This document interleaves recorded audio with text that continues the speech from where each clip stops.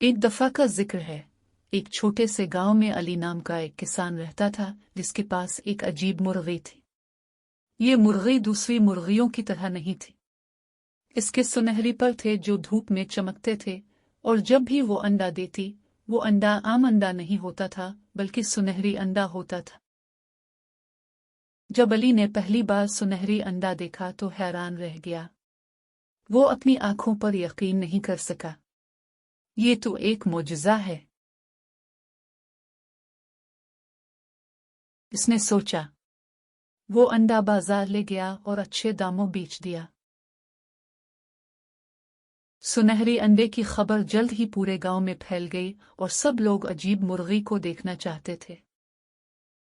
हर दिन वो मुर्गी एक सुनहरी अंडा देती थी।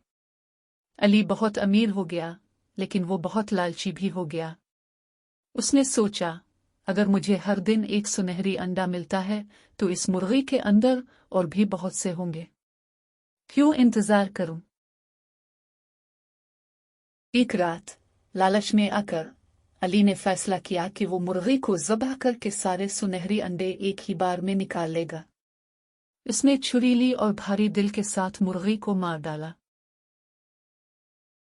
लेकिन इसकी मायूसी के लिए मुर्गी के अंदर कोई सुनहरी अंडे नहीं थे, सिर्फ वही जो किसी और मुर्गी में होते हैं।